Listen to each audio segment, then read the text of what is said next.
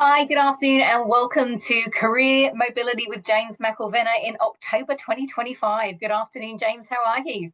Good, thank you, TJ. How are you? Very well, thank you. I'm just amazed that we're already in October, moving very swiftly towards the end of the year. But yeah, just very present to a number of things that LHH have been up to as a brand this year. There's been lots of innovation and investment happening. And I really would love for you to just give us a bit of an insight into some of the really exciting things that the business has been investing in and how that's really making a difference for people in career transition and how they can really use those tools if they're not actively using them at the moment. So let's get started with let's talk about interviewing, shall we? How is that looking in 2025? Yeah, big step change there. I mean, before we even get into interviewing, can we just talk about how on brand we are today? Look at this, matchy matchy with backgrounds. Like, my goodness. I tell you what, when Laura, our head of marketing, sees this, she's going to be absolutely wrapped. Bravo. You're going to her performance review, no doubt. So on to the question you asked, which is, how are we investing in changing the experience? And I would hope that anyone listening to this has actually had a chance and has seen the step change in how we've created new content when it comes to Career Studio. And that Yeah. doesn't take away from the fact we still expect their primary connection point will be that close relationship and the advisory they get with their consultant. But Yeah. it started with looking at the user experience for everyone and making sure that the layout was easier and friendlier and people could find things. Yeah. But where the real focus and investment went was on two new AI driven tools. So the first one is the LHH Interview Center, which is, I don't know whether you've had a player in it. I I certainly have. have. Yeah, I have. My goodness, the difference between the old version where you Yeah. could select questions and record it, and now you can actually harness the benefit of creating personas. You can have questions directly linked to an uploaded job description or role profile that you want to share. The level of interview preparation that it's giving people Yeah. is far and away better than what they've ever had before. And it's not that we don't then expect people to go and take that and have a discussion with their coach.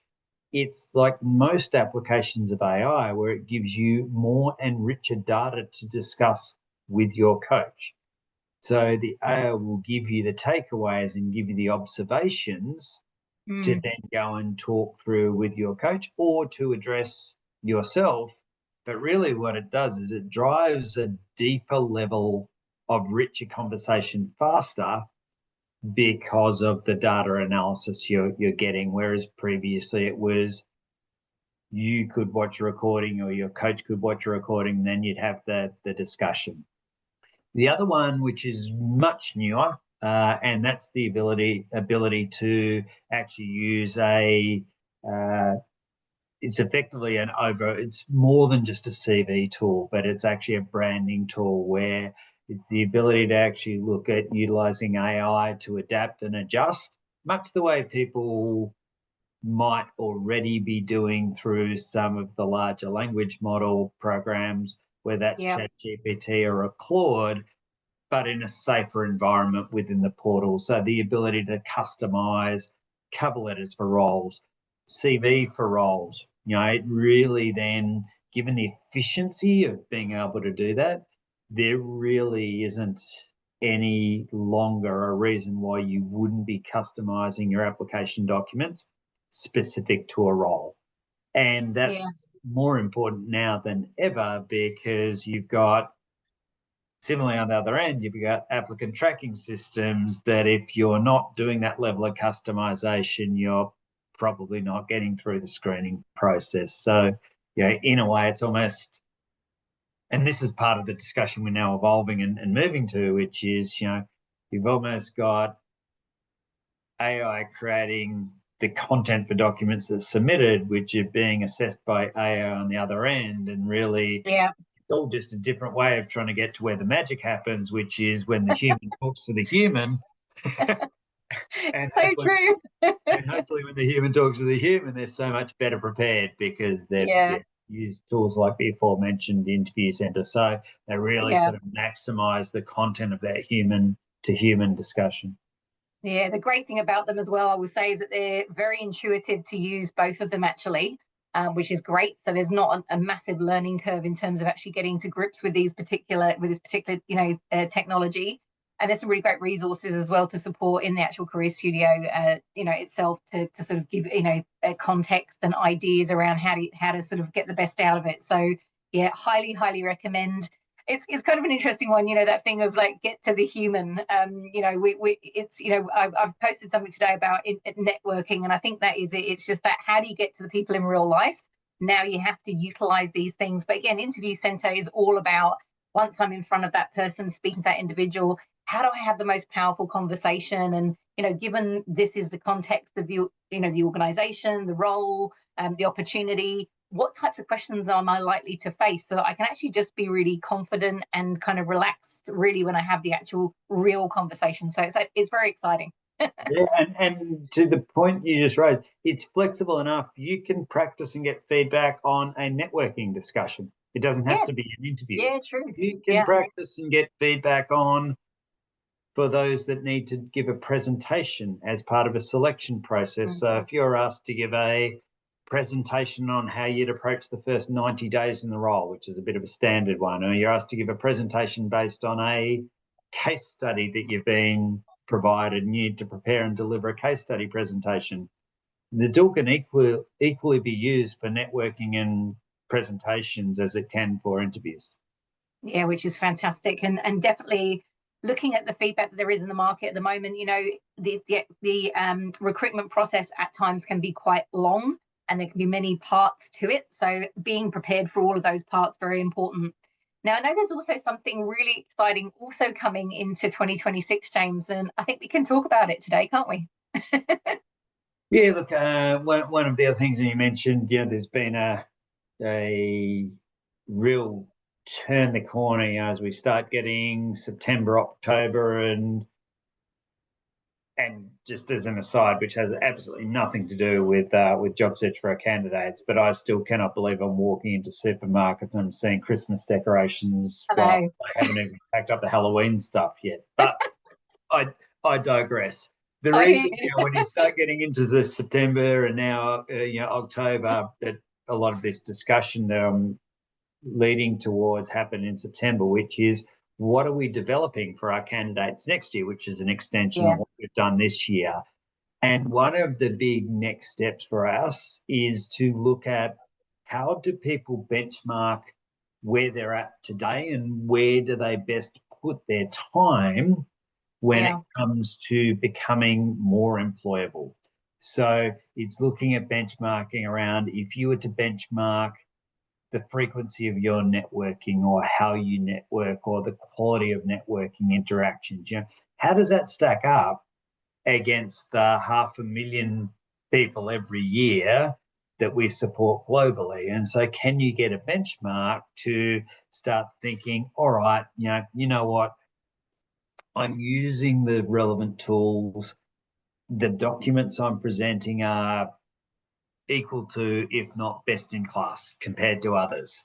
So spending a bunch more time there doesn't really round out the holistic way I'm going to come across whatever's next for me, whether that's next job, whether that's reinventing yourself into a new career. And so we'll also give you advice and say, but you're underweight on reskilling and upskilling. So that might be an area. It's not telling you have to, it's just showing you, comparative to others who've successfully gone through transitions, where are the areas that your strengths and weaknesses, and then it's a discussion, do I need to work on those weaknesses or do more activity in those areas to ensure that you understand where you're at. So that's point number one. We're going to release that, and name yet to be finalized, but the working title for it is like, an employability index, so people actually really understand the elements that lead up to employability.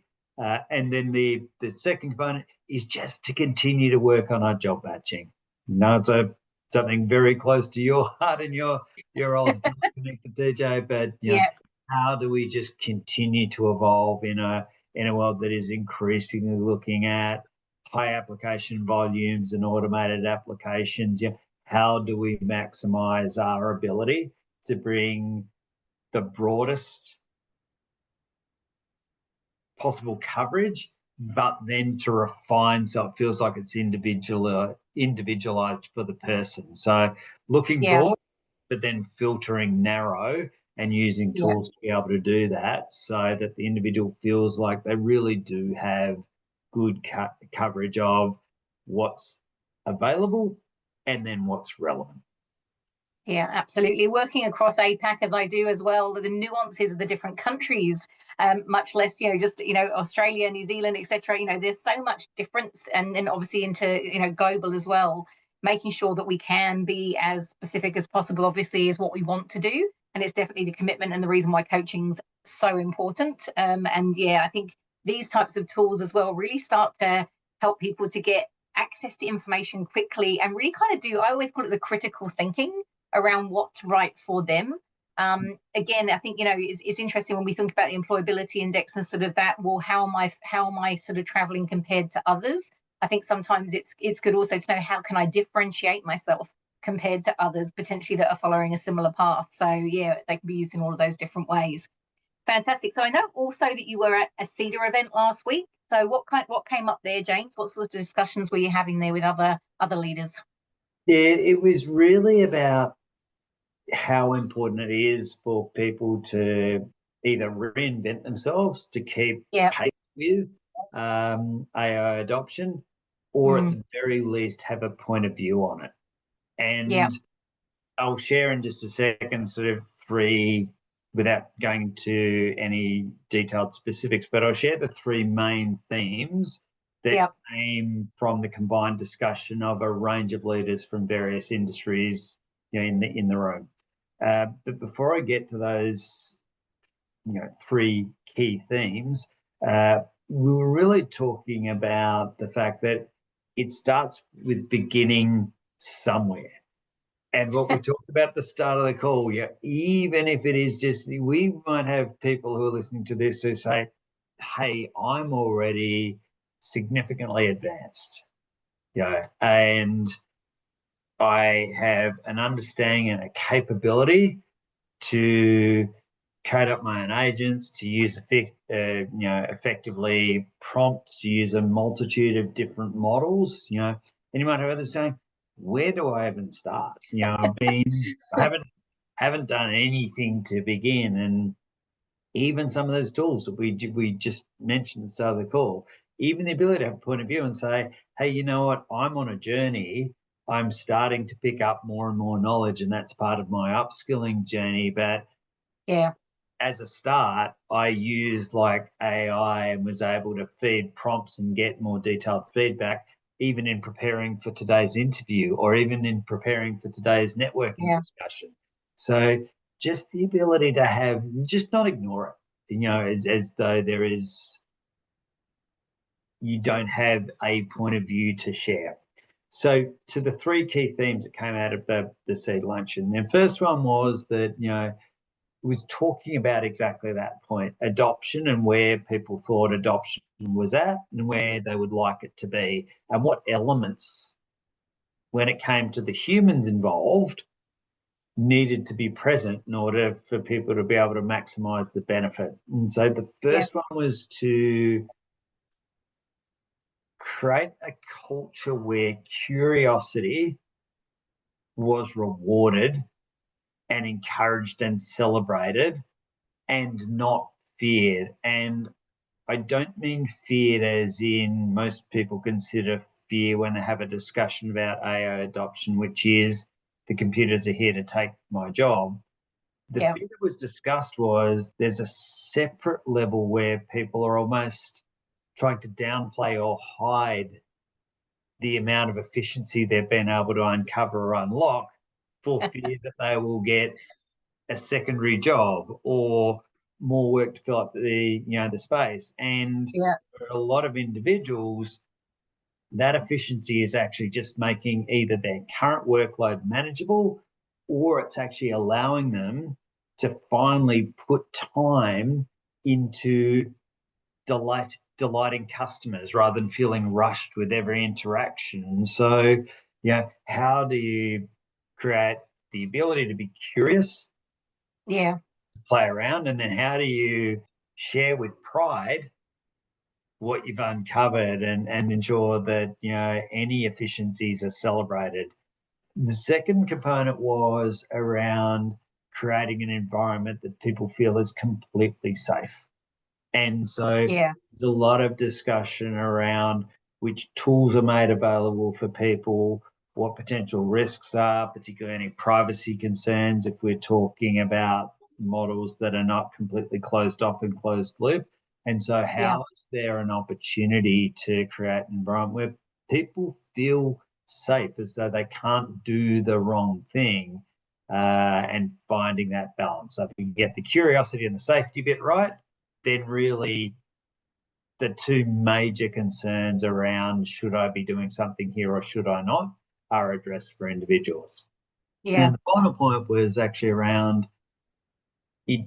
It needs to be a combination of, here are decisions that are being made top down around what we're adopting or how we might be changing a workflow in order to be able to integrate artificial intelligence or agents, versus also allowing space for that bottom up, because it is the people who are doing the work and are closest to it and understand that we could improve our outcomes, our efficiency, our customer service if I had this data more readily available. And they figure out a way to generate analysis of data so that every discussion they're having, they're not looking for things, or they can have a richer discussion because they've evolved something. So you really talked about it can't just be the leaders who know what is right when it comes to adoption. There's got to be space for individuals to promote and say, this is something that I think would be incredibly useful, and be listened to, and have leaders incorporate that into future processes.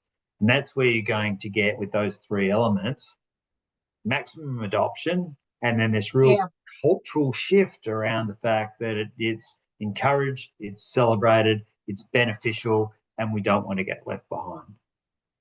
I love that sort of idea of it being celebrated. I think that's awesome. And again, of course, if people do feel safe, not only with the environment, the AI environment, and actually, as you say, being able to use it in a closed loop environment. So, we talked about it earlier as being, sort of the stabilizers on the bike. You can kind of practice without kind of there being any issues. You're not going to fall off. It's all good. But then also, just making sure that people understand that, that it's almost lean principles, really. Everybody can be part of the solution. And I really, really love that. So it's, again, the individuals doing the role generally have the biggest and kind of most, deep insight into the daily work, of course, that they're doing. So they can bring that, those smarts to the as a solution, which is fantastic. So I love all of that. I think that's a really positive way to look at it. I think what's interesting, of course, is we're in a job market where, of course, there's a lot of displacement. So that safety aspect is probably a bigger conversation for many people. But yeah, definitely in the AI environment, I think, closed loops and things like that obviously promote an opportunity to kind of share within a safe space, which is wonderful. Yeah, and the takeout and the purpose for this audience of sharing all that was, it doesn't matter where you are on the continuum of expert to just starting on my journey. Yeah. It's such a common topic of discussion throughout selection processes or in discussions with potential future employers. They just expect you to have a point of view, and there is absolutely nothing wrong with being able to call it where people are at and saying, I'm at the beginning of my journey, these are the steps I'm taking, and this is what I'm doing to learn more, but I suppose the point is to have thought ahead of being asked the question. You don't want to be asked the question and have no point of view, because in the current environment, having no awareness could potentially be a rule-out factor for discussions going any further. Yeah, agreed. I think, again, it just shows a genuine just understanding that it impacts everything that we're using anyway. Sometimes you're just not necessarily aware that it's there, but being more proactive in that journey, as you say, crafting the story around it as well. and being able to articulate that in an interview or discussion is highly valuable. So definitely, if you haven't had those conversations already, speak to your coach. I think it'd be interesting as well, James, if we spoke to experts at the moment in AI. I think they're struggling to keep up with the level of change. So I think it's just something for people to be aware of, that the pace of change is so fast. It's hard to keep up with everything. So don't feel like you need to know everything. Even little bits that you learn start to add to knowledge, and that's really all you can start to do, is start to build that and use it in ways that's helpful in your role or in your career transition or wherever you're at right now, to actually forward the game on the various things that are of interest to you. I think that's the most important message. Yeah, absolutely. And you're absolutely correct on the experts not knowing everything, because yes, they're the first people to say, oh my goodness, the pace of change is ridiculous. But there's the other component, which is the experts, the application of what the experts know is only as good as bringing everyone else along with them on the journey. Yeah. So the ability for leaders to be able to lead some of those things that I've talked to, and then the ability for individuals to actually build the skills to be able to utilize potential future strategic moves. So, they're like everything, there isn't the ability for just one small group to go racing off into the distance. It really has to be a holistic shift that involves experts, cultural shift, mindset shift, bring the leaders along for the ride and bring the employees along for the ride. And hence why it's totally cool for everyone to be at a different point of that journey. I think it's the being shut off to not having any point of view, that people feel like they want to know that you're willing to be involved in progression, willing to learn, show more agility when it comes to keeping pace with what's necessary. And that, back to your starting point, is what removes the ability for an organization to say people are not moving with us and learning with us, and therefore we need to sort of exit individuals, because if they can grow people with them, all the people we're talking to would prefer that to be the outcome. Yeah, absolutely. In fact, I think back to, the topic, if you like, or what was the topic of that discussion at CEDA, and adapt or be outpaced. I think that's exactly it. You just have to sort of keep up with the pack. You don't necessarily have to race ahead, but you just need to stay in the pack. and relevant to you, and relevant to your organization, and relevant to the industry you're in. So there's a lot of individual reflection to be done around, what is an appropriate amount of knowledge with that point of view, and is there a gap to make up, or are you totally fine with where you're at, and it's just about articulating that point of view. Perfect. Awesome. Well, I have very much enjoyed this discussion. Can't wait to see more about this employability index and how that looks next year. We look forward to seeing everyone in November. My goodness, we'll be talking definitely about Christmas, I imagine, at that point.